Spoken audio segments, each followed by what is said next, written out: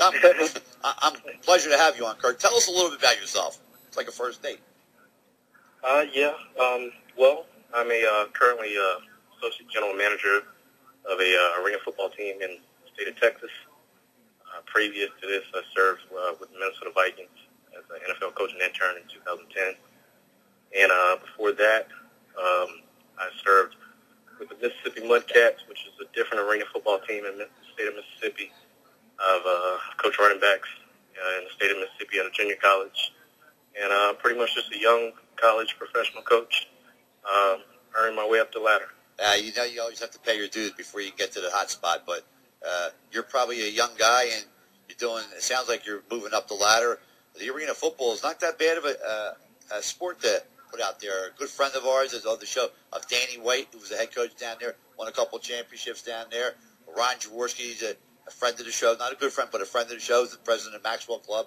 And we're going to have Mark Wolpert on our show on Monday with the Maxwell Club, so we're invited to that, so we'll talk about that. Arena football, it's not bad. It's decent watching that sport. Look at a couple guys like Forcade and Kurt Warner came out here, and look what they did. Well, Forcade not as much as Kurt Warner, but I like arena football. It's entertaining.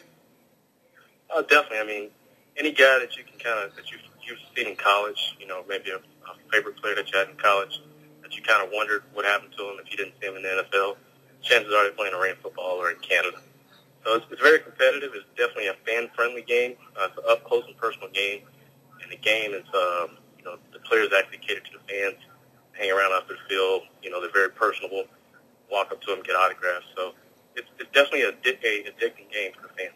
Well, it's at least they give them their money's worth. I can't say they do that with the NFL, the NBA, baseball, or hockey. It's a heist when you go down there. Tell me about the Minnesota Vikings, who's in a really bad year they had last year. Christian Ponder being our quarterback, Adrian Peterson getting hurt, tore up his knee. What do you see on their horizon with the Minnesota Vikings? I know you're a part of their organization at one point. What do you see might happen with the team this year? I feel pretty great about the prospects that they have coming up in the future because, one thing I know is I originally went there under Coach Les Frazier, and he was a great mentor, and he is a guy who's just a stand-up guy. And I mean, I know he's going to turn it around. He's definitely a player's coach. The players were buying into his system when he took over midway through the season in 2010. So I think it's just a matter of time. He's going to turn it around. He came off of Tony Dungy's tree. So, I mean, he has that pedigree, and I think you're going to see great things from the Vikings in the future. You know what the Vikings did wrong more than anything else? Letting Sidney Rice walk. They should have kept him. He was their guy. With him, I agree. They had the chemistry. Christian Ponder was the ninth player to be selected by the Minnesota Vikings. It was a tremendous surprise to me that they took him in the first round as the ninth player to be picked. I was shocked when they did that. I mean, totally shocked. Especially when they signed him that. I agree. I mean, he wasn't a guy that was projected to go that high. You know, I guess it was, all it takes is one team to fall in love with. And, you never know. It can shake up that draft, and it's always unpredictable. What? But I do agree that he was picked a little bit high. Yeah. But he's a guy with a lot of potential. He came out of a great college program at Florida State. And he showed some signs last year, but I kind of agree. I think there's some other guys that they probably should have made a move on before him. I promise you, and I'm not going to knock Florida State or Christian Ponder, took him way too early. He could have lasted the second or the third round for sure. That's not the guy they're going to win with. I promise you that.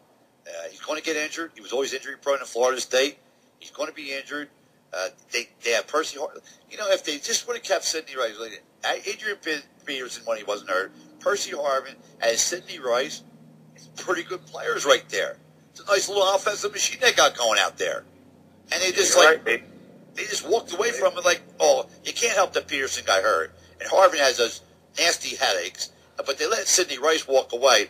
And I just know that was a move that absolutely killed them, doing something like that. They should have signed him.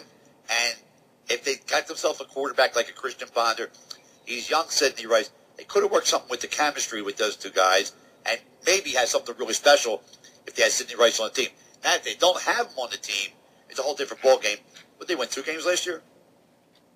Yeah, it was pretty bad. Unbelievable. They picked third? Yeah, third? they're gonna pick pretty high this year, and hopefully they can build some depth.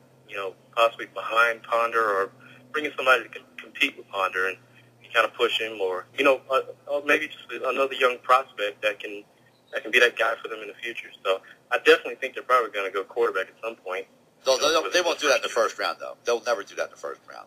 They're going to get themselves in the second or third. Yeah, so maybe who knows, get like a Ryan Maurer, like the New England Patriots out of Arkansas in the third round. That's a steal. Patriots always are stealing this. They're so good in the draft room. They might be the best team ever with the draft choices. They're unbelievable when it comes to draft day, and they just do a wonderful job.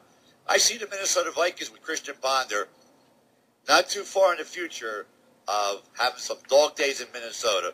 Well, forget that for a second, because I wanted to ask you about the Philadelphia Eagles, who started at 8-8 last year. They had their season at 8-8, went in 4 in a row at the end. What do you think might happen with the Eagles this year?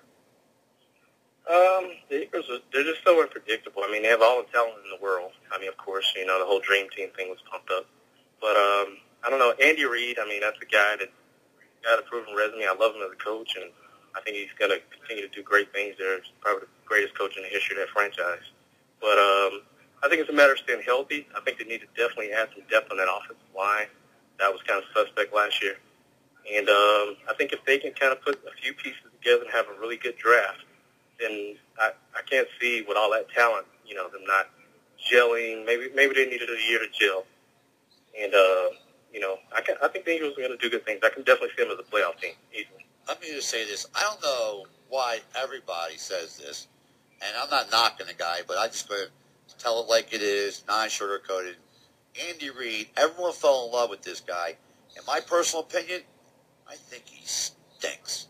I think that Andy Reid is so overrated, it's ridiculous. His timeouts, his 2 minutes coming down the stretch and making coaching decisions is terrible.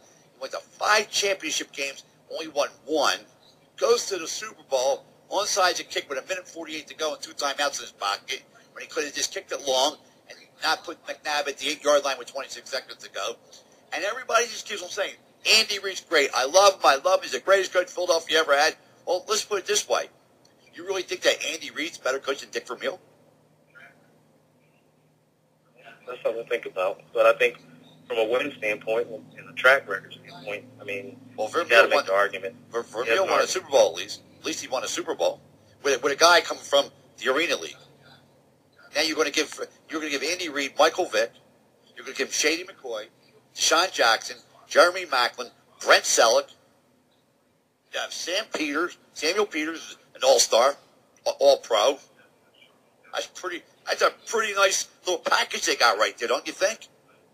Yeah, they're definitely not short on talent at all. And I think they have a lot of weapons, but it starts up front, and I think they just got to rebuild that O-line. Oh, I like Hermans. I like Samuel Peter. Not having Winston Justice in there last year, who knows if it was going to be good or bad, whatever it is. They lost that kid McGlynn, who wasn't a bad player. I just think that it's not as much as their offense, that they have to address their defense, and they definitely have to find some linebackers that can play football. Because the linebacker core they have this year is terrible. I mean, terrible. Not that they had such a great linebacker core the year before, Stuart Bradley being their best corner, the linebacker. But honestly, they're undersized, and I just don't like the defense they're in.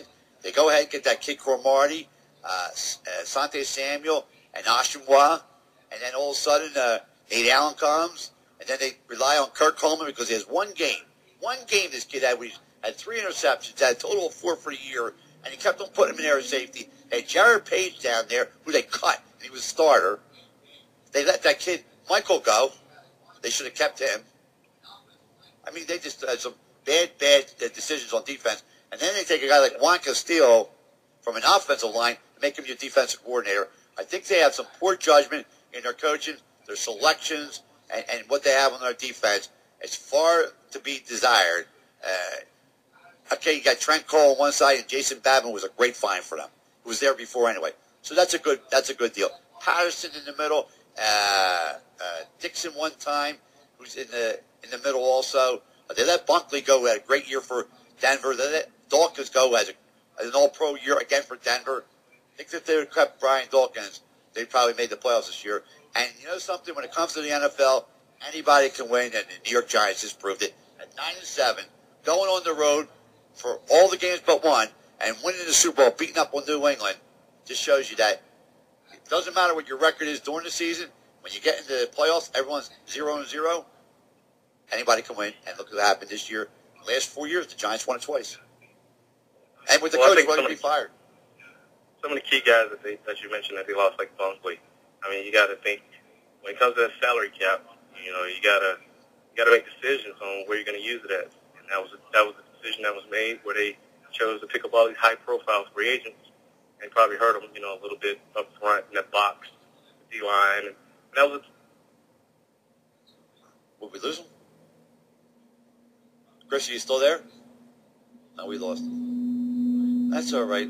We got to move on, but we'll take a commercial break. He'll probably go back. The biggest thing for the Philadelphia Eagles, what they lost, that's Brian Dawkins. Their leader on defense. They don't have a leader on defense. You can't put it on Trent Cole or Jason Babin or Jamar Chaney.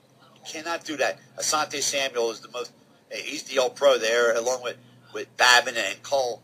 They have a lot of holes with their linebackers, and that's the second line of defense that they need to have, and they don't have that. Let's go to commercial break here. Listen to the Artie Show, Wi-Fi 1460. It's almost 6:30 here. Looking for Seth Joyner, hopefully at 7 o'clock. Got Herm Winningham coming up, along with Stevie Braun. That was Kirk Broussard, a real good guy, and if he calls back, we'll definitely have him back on. It was nice to talk football with him. And you listen to the Artie Show, Wi-Fi 1460. Eric from the Generation Gap operating the board, and Seth Bradley banging away on the computer in the Wi-Fi studios out in Florence, New Jersey. The hot spot for real sports talk. This is 1460 AM WIFI, Lawrence, New Jersey. Burlington.